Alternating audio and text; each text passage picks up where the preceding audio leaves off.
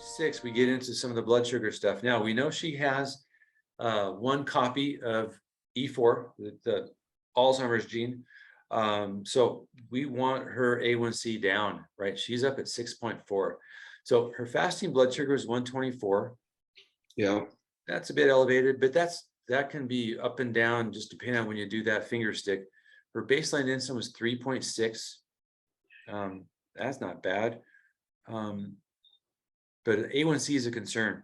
So the A1C is a look at roughly the last 30 days of where her blood sugars have been running. And because of her genetics, we want that down to 5.4 or better.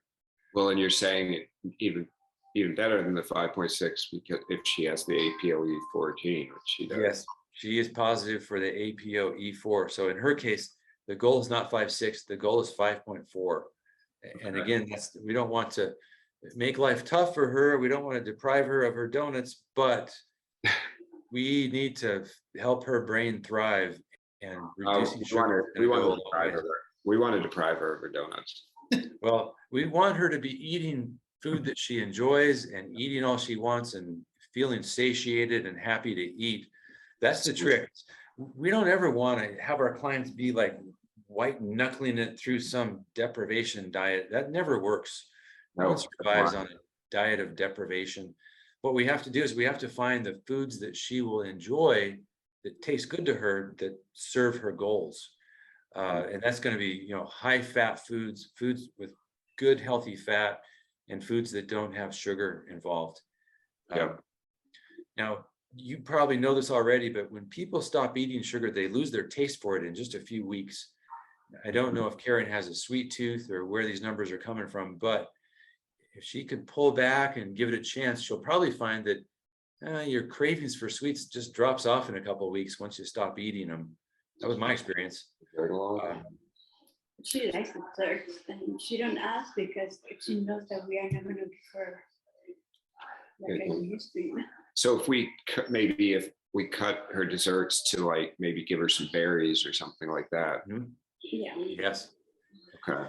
Yeah. Now the berries, depending on the berry, it'll be better than a piece of cake, for example, with frosting. But berries have some glycemic. Okay.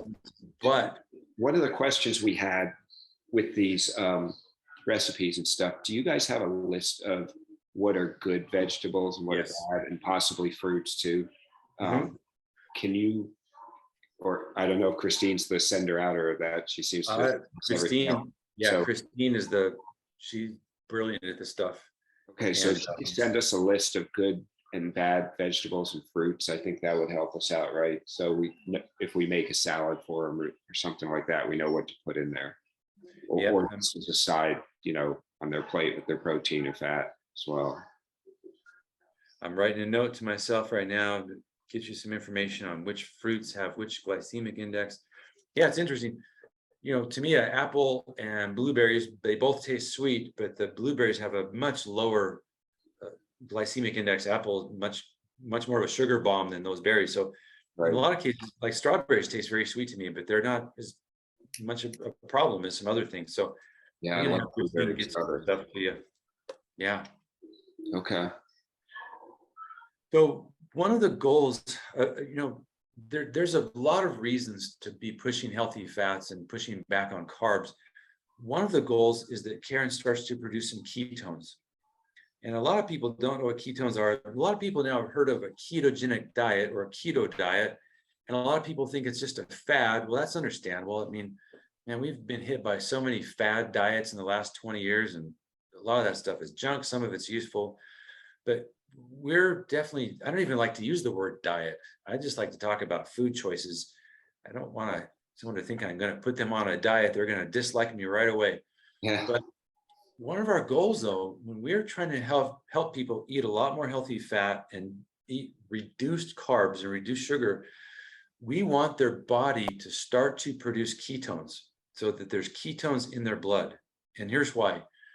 Your brain is like a hybrid engine. It can only run on 2 fuel sources. That's it. It can run on sugar and ketones. When we eat carb, most of the food we eat, whether it's beans or grains or even protein can break down into sugar fuel. fats are the only thing that break down into ketones. But here's the thing. Ketones are actually a much more efficient fuel for our brain. And when we help our clients to start to eat way more fat and start to actually produce ketones, maybe for the first time in their adult life, the brain has a second fuel source and it may start to come back to life.